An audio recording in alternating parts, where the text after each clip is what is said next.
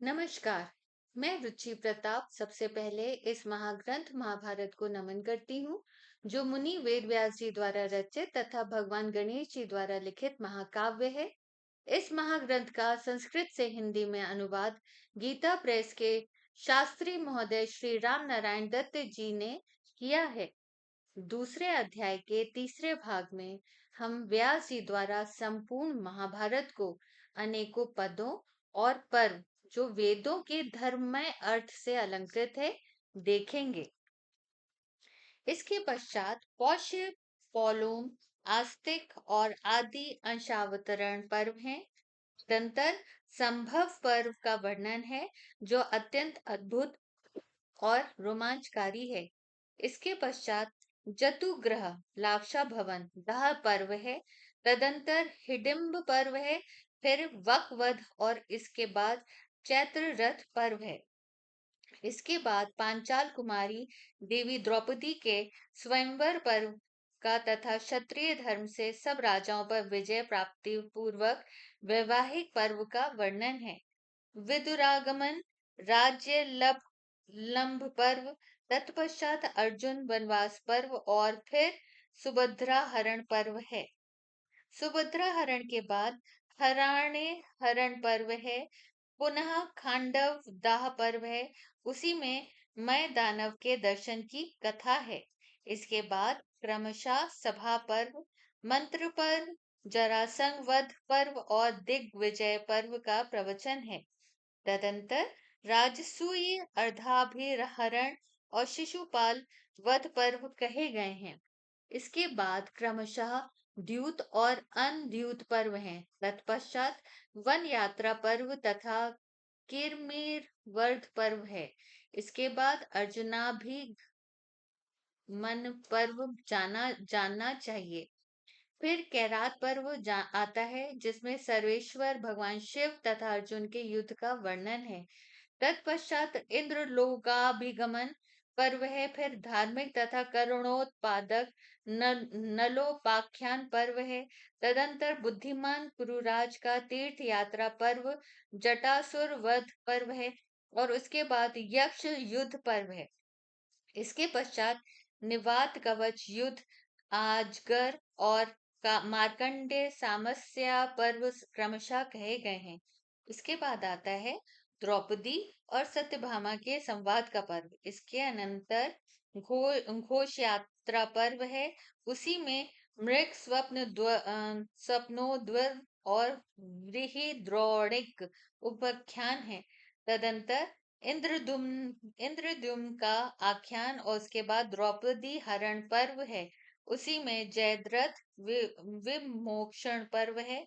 इसके बाद पतिव्रता सावित्री के पातिव्रत्य का अद्भुत महात्म्य है।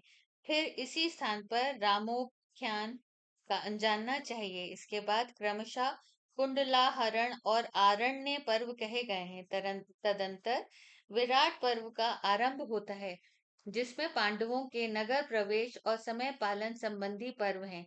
इसके बाद कीचक वध पर्व, गोग्रहण गोहरण पर्व तथा अभिमन्यु और उत्तरा के विवाह का पर्व है। इसके पश्चात परम अद्भुत उद्योग पर्व समझना चाहिए। इसी में संजय यान पर्व कहा गया है। तदंतर चिंता के कारण धृतराष्ट्र के रात भर जागने से संबंधित रखने वाला प्रयाग पर्व समझना चाहिए। तत्पश्चात वह प्रसिद्ध सन्नत्सु जात पर्व है, जिसमें अत्यंत गोपनीय अध्यात्म दर्शन का समावेश हुआ है।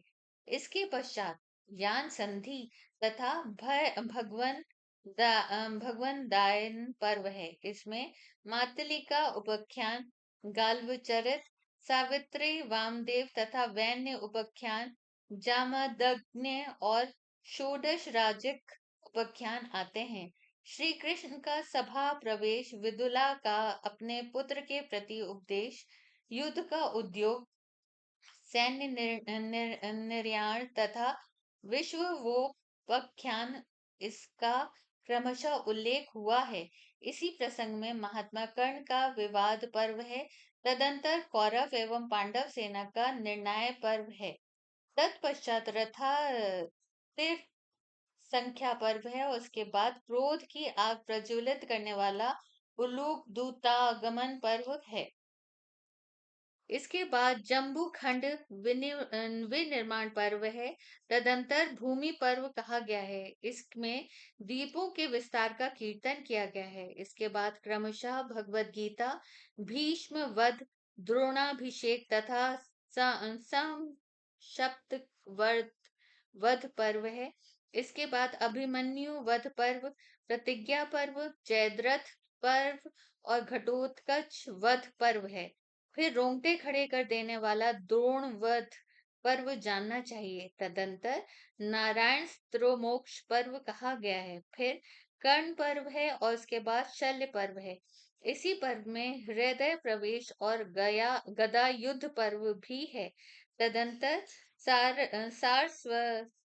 सारस्वत पर्व है। इसमें तीर्थों और वंशों का वर्णन किया गया है। इसके बाद अत्यंत विभत्स सौप्तिक पर्व, इसके बाद अत्यंत दारुण ऐशिक पर्व की कथा है। फिर जल प्रदानिक और स्त्री विलाप पर्व आते हैं। तत्पश्चात श्राद्ध पर्व है। इसमें मृत कौरवों की अंत्येष्टि क्रिया का वर्णन है। इसके बाद ब्राह्मण वेशधारी राक्षस चारवाक के निग्रह का पर्व है। तदंतर धर्म बुद्धि संपन्न धर्मराज युधिष्ठिर के अभिषेक का पर्व है तथा इसके पश्चात ग्रह प्रविभाग पर्व है। इसके बाद शांति पर्व प्रारंभ होता है। इसमें राज धर्मानुसार आपर्धम और मोक्ष धर्म पर्व है। फिर शुक प्रश्नाभिगमन, ब्रह्म प्रश्नानुशासन, दुर्वासा का प्रादुर्भाव और माया संवाद पर्व है। इसके बाद धर्माधर्म का अनुशासन करने वाला अनुशासक पर्व है। तदंतर बुद्धिमान भीष्म जी का स्वर्गारोहण पर्व है। अब आता है आश्वमेधिक पर्व, जो संपूर्ण पापों का नाशक है। उसी में अनुगीता पर्व है, जिसमें अध्यात्म का ज्ञान सुंदर निरूपण हुआ है। इसके बाद आश्रम वासिक पुत्र दर्शन और तदंतर नारदागमन पर्व कहे गए हैं। इसके बाद है अत्यंत भयानक एवं दारुण मौसल पर्व। तत्पश्चात महाप्रस्थान पर्व और स्वर्गारोहण पर्व आते हैं। इसके बाद हरिवंश पर्वत है, जिसे खिल पुराण भी कहते हैं, जिसमें विष्णु पर्व, श्री कृष्ण की बाल लीला एवं कंसवध का वर्णन है। इस खिल पर्व में भविष्य पर्व भी कहा गया है, जो महान अद्भुत है। महात्मा श्री व्यास जी ने इस प्रकार पूरे 100 पर्वों की रचना की है। सूत वंश शिरोमणि लोम हर्षण के पुत्र उग्र श्रवाजी ने व्यास जी की रचना पूर्ण हो जाने पर नैमिषारण्य क्षेत्र में इन्हीं 100 पर्वों को 18 पर्वों के रूप में सुव्यवस्थित करके ऋषियों के सामने कहा है। अब आगे पर्वों में अनेक कथाओं को जानेंगे।